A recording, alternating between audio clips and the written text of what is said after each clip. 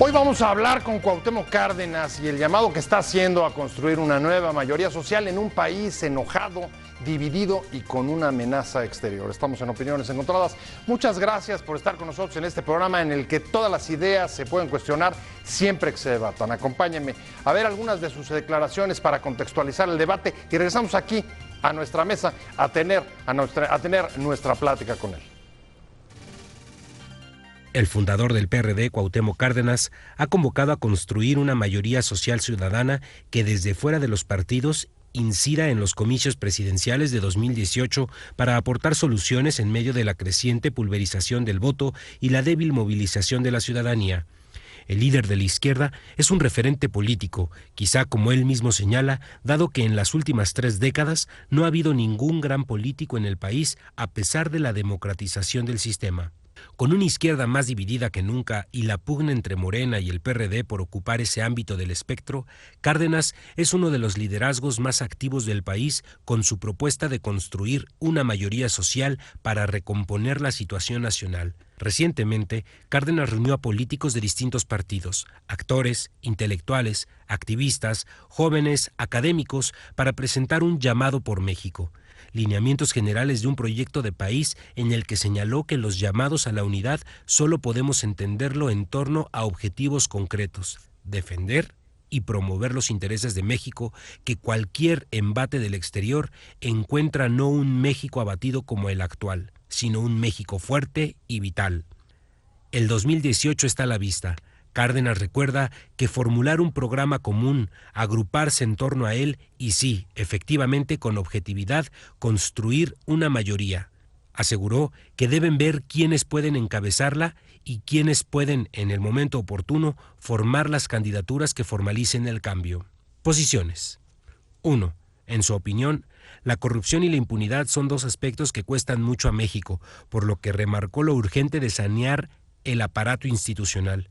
Son múltiples los cambios que se tienen que dar, sobre todo ante las políticas impulsadas por Trump para que México tome otro rumbo, indicó. 2. Recientemente señaló que ningún político ha sido importante a los últimos 30 años y habló de fortalecer la protección a inmigrantes mexicanos en Estados Unidos, así como de su reciente libro Cárdenas por Cárdenas. 3. Jesús Zambrano, vicecoordinador del grupo parlamentario del PRD en la Cámara de Diputados, llamó a sumarse al esfuerzo de Cárdenas para la conformación de una gran coalición de fuerzas progresistas para refundar a la República con un nuevo pacto social y político que se plasme en una constitución renovada. 4. El padre Alejandro Solalinde afirmó que su propuesta es una oportunidad para avanzar porque no podemos hacerlo con las estructuras y con el gobierno que tenemos. No se puede. Este sistema ya está podrido, está envenenado, aseguró el padre. Arrancamos con Opiniones Encontradas. Muchas gracias por estar con nosotros y hoy la verdad es que es un honor recibir aquí al ingeniero Cuauhtémoc Cárdenas para platicar del llamado que está haciendo a construir una nueva mayoría social desde una perspectiva, ingeniero, lo decíamos antes de empezar el programa, muy lejana después de la lucha que dio en los 80s, en los 90s, pieza clave de la transición democrática, referente político.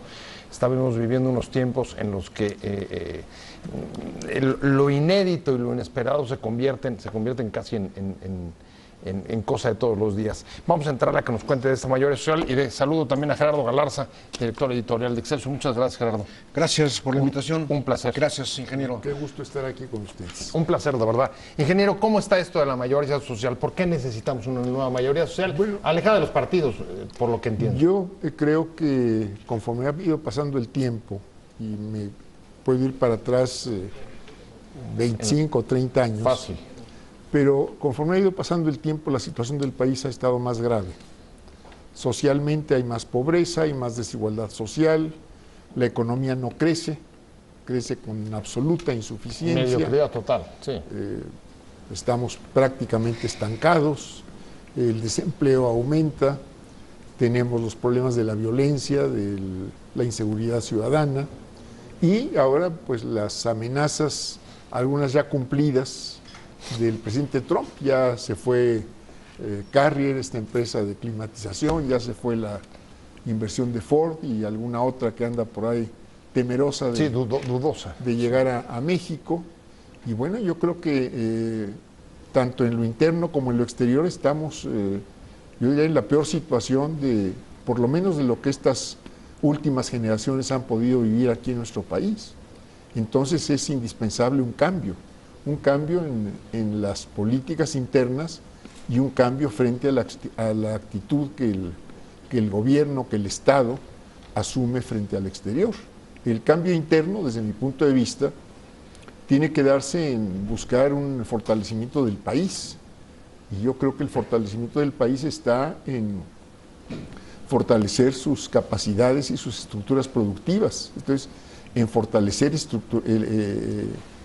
productivamente al país, más Ahora, empleo formal. Ahora, usted es uno de los constructores de este sistema, el que permitió la alternancia en el 2000, Bueno, candidato a la presidencia. La alternancia sí, pero Sí. no el deterioro social y político. Sin duda. Y está viendo el descontento y digamos, un poco el descontento, el desencanto democrático. Esta mayoría social que está llamando es, digamos, al margen de los partidos. Mire, yo creo que en esta mayoría social todo el mundo cabe. No es un movimiento electoral. Esto quiero dejarlo claro. Okay. No es un movimiento electoral porque si se planteara como un movimiento electoral frente a otros movimientos totalmente válidos que sí son electorales, lo que se estaría planteando no es una unidad, no es la construcción de una mayoría, sino que estamos planteando una división, eventualmente para llegar a acuerdos o para no llegar a acuerdos. Pero creemos que en este momento lo más importante es ponerse de acuerdo en combatir la corrupción, y esto tiene que ver con delincuencia, tiene que ver con impunidad, en tener una política de crecimiento económico que tiene que ver con la generación de empleo formal, tiene que ver con impulsar una verdadera industrialización del país, esto es darle valor agregado a nuestros recursos naturales, a los minerales, al petróleo, en el país, transformándolos industrialmente, y tiene que ver con un combate a la delincuencia y a la violencia que entienda que no es solo la lucha directa, policíaca o militar, sino que el fenómeno de la delincuencia tiene que ver con la falta de empleo, con la falta de oportunidades para los jóvenes, que tiene que ver con una política internacional donde no se ven los acuerdos. Es decir, el gran consumo de la droga, por ejemplo, pues está en los Estados Unidos, no está aquí en México, aun cuando aquí también ha crecido este problema. Tiene que ver con las políticas de educación, de salud, evidentemente con el ingreso familiar. Entonces, mientras no se ataque el problema en todas estas facetas, pues difícilmente se va a poder contener. Y lo que hemos visto es solo el ataque frontal y directo a la delincuencia. Y una ausencia enorme, me imagino, Gerardo, y voy a citar unas declaraciones de ustedes hace unos días, sin que hayamos tenido ningún político, digamos, relevante o importante en los últimos 30 años. Los tuvimos, yo refiero a 35 años, 1982. Yo tuve la oportunidad de acompañar al ingeniero Cárdenas como reportero en muchas de sus luchas. En 35 años, el país que vivíamos hace 35 años no lo pueden imaginar los jóvenes que tienen menos de 35 años, ¿no? Ni siquiera los que tienen 40. Vivíamos en otro país diferente, pese a las calamidades que vivimos ahora. Era otro país. Hubo un grupo de mexicanos, importante grupo de mexicanos, no solamente los que encabezaron, sino también muchos que militaron, que lograron la transición de la democracia. No hemos logrado, y parece ser que hay descontento, ingeniero. Yo quería preguntarle, porque muchos mexicanos creyeron o creímos que la llegada de la democracia, en 1982 no había ocurrido Chihuahua, no había ocurrido primero San Luis Potosí, Chihuahua, no había ocurrido la elección del 88, el no Frente había ocurrido Democrático. El Frente Democrático, no había ocurrido Chiapas, no había ocurrido el triunfo de Vicente Fox, no había ocurrido nada de lo que hemos vivido los últimos años, ¿no? Era otro país diferente. Y apostamos a un sistema democrático, muchos mexicanos, con muchas expectativas, que es lo que creo que no se han cumplido, como que pensamos que la llegada de la democracia, la transición a la democracia, nos iba a traer soluciones a problemas que teníamos, que veníamos padeciendo en el país. Y parece que ese es el desencanto, además de todo el entorno internacional de estos, entre comillas, políticos antisistemas. Comentábamos antes del programa, hace meses, cuando hablábamos de la probable candidatura del señor Trump en Estados Unidos, pues era un mal chiste, pues, porque nadie creíamos en eso, y sin embargo ha cambiado.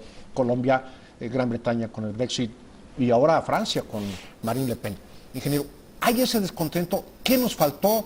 ¿Qué tenemos que hacer hacia adelante para recobrar? Yo sigo creyendo todavía que la democracia es el sistema, como diría Churchill, uno de los peores sistemas, pero es el mejor que hemos inventado, no hay otro. ¿Sí? Bueno, yo creo, Gerardo, que no basta con la democracia electoral. Correcto. La hemos mejorado sin duda alguna, si nos vamos para atrás, desde el 97 en adelante, sí, más o menos hemos tenido procesos electorales donde no se ha reclamado, no ha habido ningún recurso de reclamo respecto a la forma de contar los votos. Sí. Pero sí ha habido recursos, sí ha habido declaraciones, sí ha habido dictámenes, etcétera, que señalan que hubo intromisión de altos funcionarios en los procesos electorales, que ha habido mucho dinero indebido en los procesos electorales, y mientras esto no logremos erradicarlo y frenarlo, pues no tendremos una democracia electoral suficientemente confiable. Y desde luego se ha abandonado lo que yo podría llamar democracia social. Entonces, no hay una mejora de los ingresos familiares, no hay una garantía de empleo formal, de ampliación o fortalecimiento de los sistemas de seguridad social, y desde luego hay una total ineficacia o incompetencia, no sé cuál pudiera ser el mejor calificativo, respecto al combate a la delincuencia organizada y al freno de la violencia y de la corrupción. Entonces no ha habido voluntad, en este caso muy concreto, no ha habido voluntad de las altas autoridades para combatir la corrupción, por más que nos hablen de un sistema anticorrupción y de legislación anticorrupción, pero aquí pues se empieza por empezar a barrer la casa de arriba para abajo, como las escaleras. ¿Y dónde podría estar, desde su punto de vista, digamos, parte de la explicación? Digamos que el sistema que derivó, la alternancia que derivó, digamos, en un sistema de partidos cerrado y, digamos, con distancias respecto de la población, o la falta de liderazgos políticos. Pues yo lo pondría principalmente en que la política que se ha venido aplicando, que la ha aplicado tanto el PRI como el PAN, que han encabezado los gobiernos, han sido políticas socialmente excluyentes y han sido políticas que favorecen de manera desmedida la concentración del ingreso. Entonces tenemos más del 50% de la población en condiciones de pobreza patrimonial, como le llaman. Tenemos el 20% de la población en pobreza alimentaria, entonces no alcanzan a cubrir lo básico. A cubrir lo básico en alimentación, y tenemos una desocupación pues que no reconocida oficialmente, porque las cifras de desocupación nos mandan al 5 o 6% de la población activa, entonces estaríamos mejor que la Unión Europea, mejor que Estados Unidos, etcétera. Pero la realidad es que debemos tener una desocupación del orden del 50% de la población activa.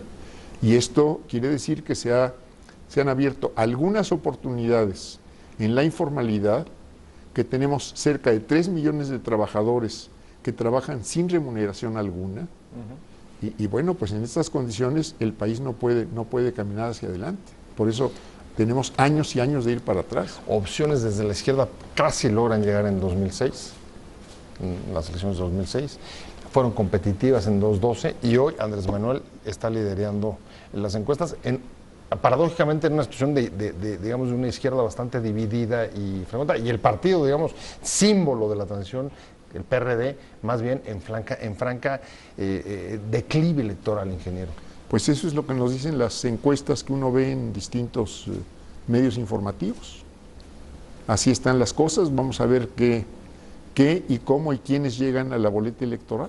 Pero confiaría con que si parte, digamos, de lo que detuvo el cambio fue la política económica seguida por PAN y PRI similar, hoy la opción de que llegara una opción identificada con posiciones de izquierda podría ser la llave para salir digamos, de la problemática. Bueno, pudiera ser. Vamos a ver qué dice, es decir, cuáles son las propuestas, en definitiva, que desde el punto de vista electoral se hacen al conjunto de la ciudadanía. Vamos a ver qué trayectoria traen quienes encabecen esas propuestas y, como dije hace un momento, quién llega finalmente a la boleta electoral. Mayoría social, ingeniero, no electoral, no es un movimiento electoral. Sin embargo, usted encabezó en 1988 y después en los años siguientes, en el 89, pues la mayor unidad de la izquierda que ha ocurrido en México. Primero el Partido Comunista, luego el Partido Socialista Unificado de México, luego el Partido Socialista Mexicano, luego el Frente Democrático Nacional, finalmente concretado en el PRD, donde, si no todos, la inmensa mayoría de la fuerza de izquierda se unificó en el PRD. 20 años más tarde, o menos de 20 años, pues como dice Pepe Buendía, la izquierda se ha vuelto a dividir a otras corrientes, quizá algunas mayoritarias, otras minoritarias, pero el partido que fue símbolo de esa unidad de izquierda, pues por lo menos según las encuestas, como usted lo dice, va en declive. ¿Es necesario reunificar fuerzas de la izquierda en México en este momento? Gerardo, yo creo que es necesario proponerse crear una mayoría social. Solo una mayoría puede impulsar el cambio. Una mayoría que lo plantee dentro de las vías democráticas. No necesariamente ganar la elección con 30%. En su momento podría ganarse una elección, en su momento podría simplemente el esfuerzo de mucha gente y de muchas corrientes político-ideológicas impulsar un cambio. ¿Qué quiere decir una mayoría social? Uno, pues que todos caben, que hay que ser tolerante en primer lugar. Claro. Caben la gente que no tiene partido, cabe la gente que está en los partidos, caben los partidos, caben las organizaciones sociales, caben académicos, caben militares, caben marinos, caben policías, cabe el trabajador del campo, el trabajador de la ciudad, en fin, yo diría cabe todo mundo. Ahora, tiene que haber el compromiso con un programa mínimo. ¿Cuál es ese programa mínimo? Pues yo lo veo, como dije antes, combate a la corrupción, economía que crezca, cambio en las políticas de industrialización, de dar valor agregado a nuestras materias primas y un combate a fondo, corrupción, delincuencia, impunidad. Esto es, si esto no se arregla, pues no vamos a tener la vigencia de un Estado de Derecho que es fundamental para un cambio positivo. Déjeme, estamos hablando con el ingeniero Cuauhtémoc Cárdenas sobre la nueva mayoría que está llamando a construir en un país, ingeniero, dividido, en el que los llamados a las nuevas mayorías también en la práctica, digamos que se desdibujan en multiplicidad de esfuerzos distintos. El próximo domingo, por ejemplo, habrá un acto donde entiendo que se anunciará la candidatura o las aspiraciones presidenciales más bien de Emilio Álvarez y Casa, pero tenemos al Bronco y está por ahí Jorge Castañeda. En fin, da la impresión eso, de que en la práctica lograr los consensos en este país está siendo algo muy complicado. Mire, yo creo, Pepe, que cuando planteamos la formación de esta mayoría social, mayoría política, estamos planteando que todo el mundo llegue en igualdad de condiciones. Esto es, que se acerque a construir esta mayoría, que en este momento en ninguna parte está construida, no está constituida en ninguna parte, que se acerque a construirla sin pensar en jefes, sin pensar en candidaturas, sin pensar en jerarquías. Esto es, yo no peso más que tú no pesas más que yo. Y a partir de ahí, dejemos que sea la mayoría la que, a partir de un programa básico, que tendremos que aceptar todos, digo, algo tiene que unificarnos. Esto es, no es unirnos en torno a una persona, porque entonces ya amolamos las cosas. Claro, o se llama caudillismo. O no es cuestión de unirse solo en torno a mi propuesta. Yo diría que estos puntos fundamentales que yo he señalado, creo que son razonablemente aceptables por casi todo mundo. Habrá quienes digan no, y contigo no me acerco por ningún motivo. Ponernos de acuerdo en lo mínimo, ¿no, ingeniero? Ponerse de acuerdo en lo mínimo, y después, si esa mayoría efectivamente llega a constituirse como tal, bueno, pues ya decidirá su participación electoral o no.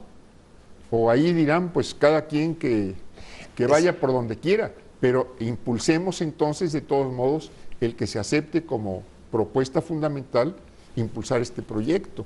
Pero no empecemos por poner los candidatos por delante. Ahora, que se acerquen a este esfuerzo los candidatos, qué bueno, seguramente alguien traerán detrás, alguien los estará apoyando, pero estarán dispuestos también a ceder sus candidaturas si se ve algo más positivo, más realizable, más pues con más posibilidades de llegar a empujar los cambios desde el gobierno, y lo señalo así porque sin duda alguna empujar cambios desde el gobierno o empujarlos desde la oposición, pues tiene menos dificultades hacerlos con los instrumentos del Estado que hacerlos sin los instrumentos del Estado.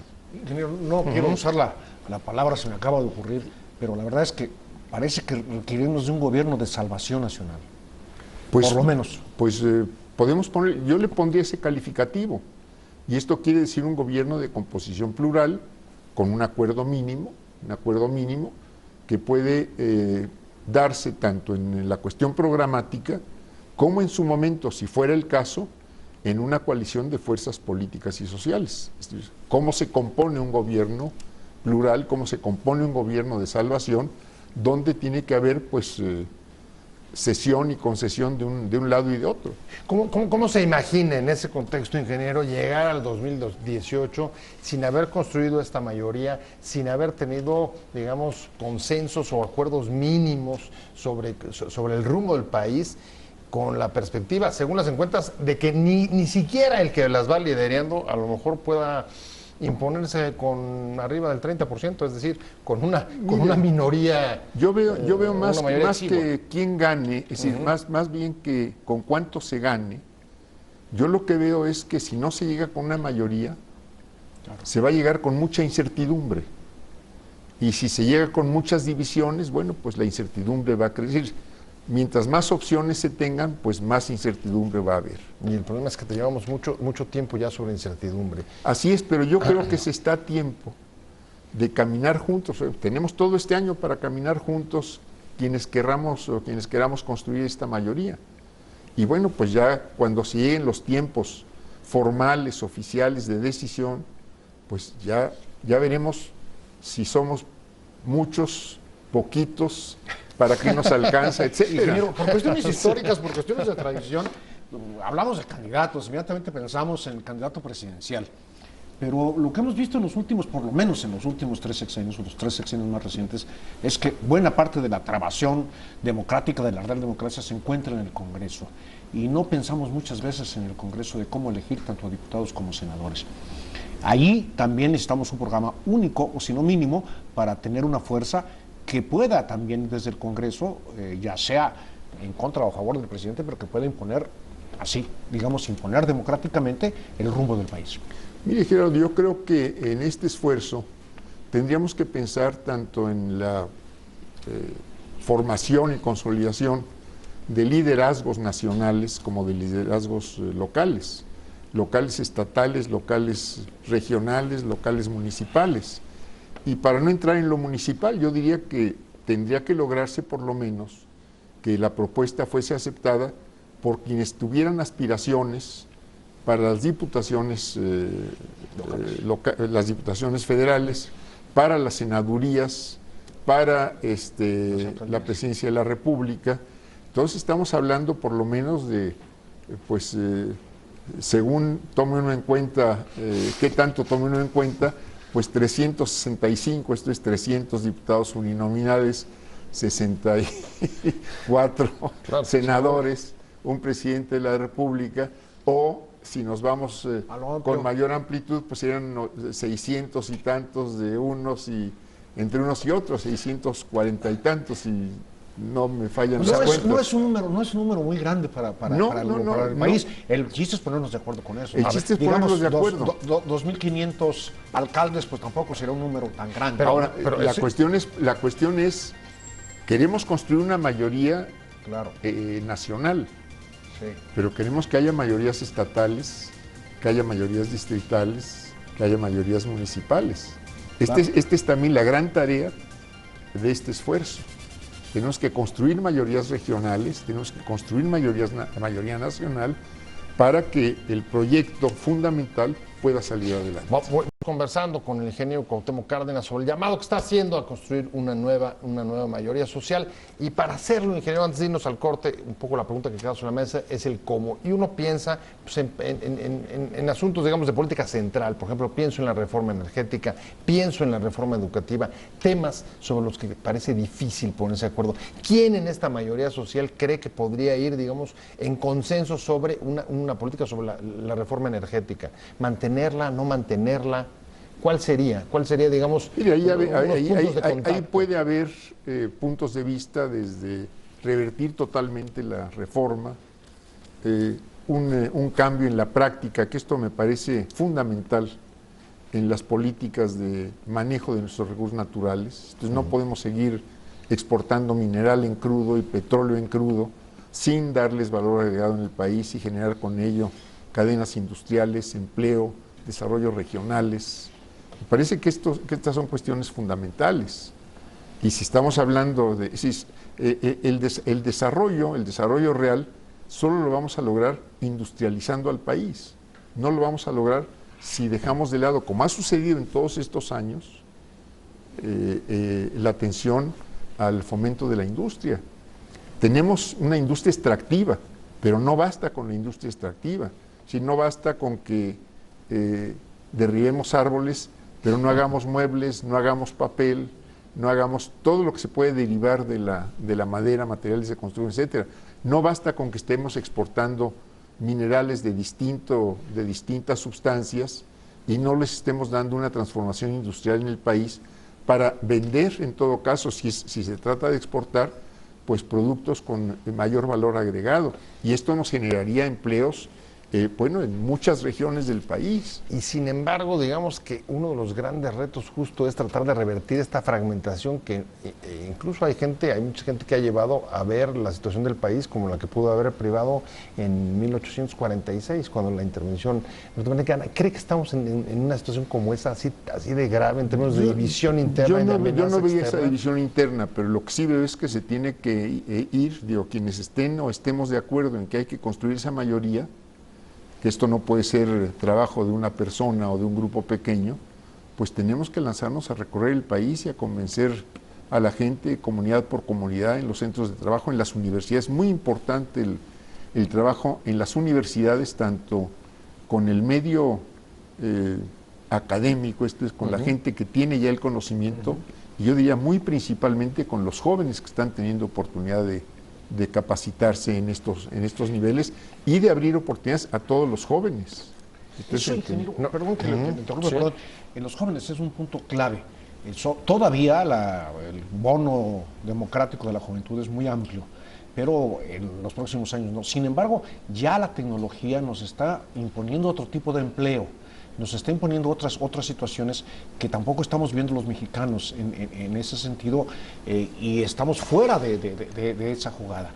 ¿Cómo atraer a los jóvenes, no solamente a la política, no solamente a la participación? ¿Cómo atraer a los jóvenes a los medios de comunicación, al deporte? Yo creo que justamente tenemos que abrir oportunidades, y si el país tiene que abrir oportunidades a partir de las nuevas tecnologías, esto es que abren muchas oportunidades de trabajo para jóvenes que se están formando en esas nuevas tecnologías.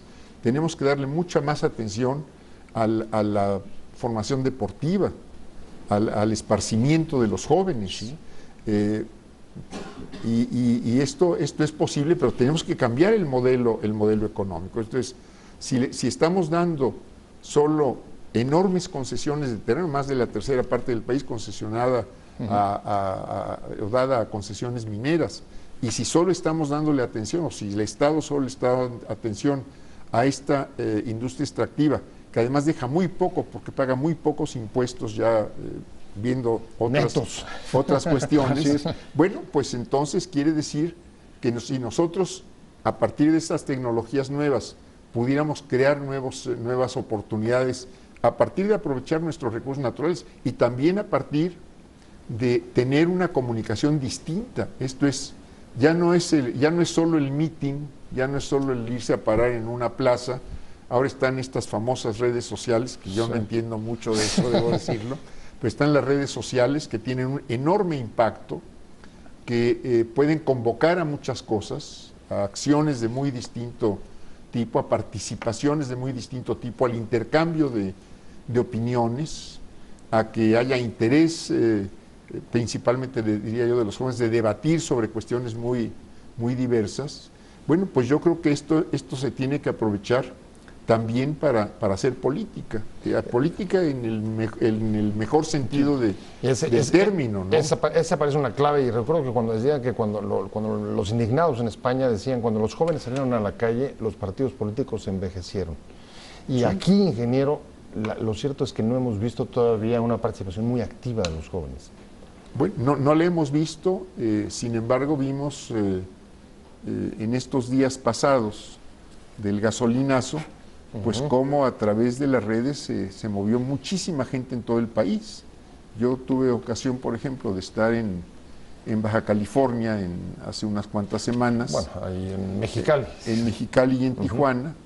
Y justamente en los días en que yo estaba por allá, el gobierno del estado había pues derogado una ley sobre aguas que privatizaba el servicio público de agua, los servicios domésticos, industriales, etcétera, porque hubo un rechazo de la población.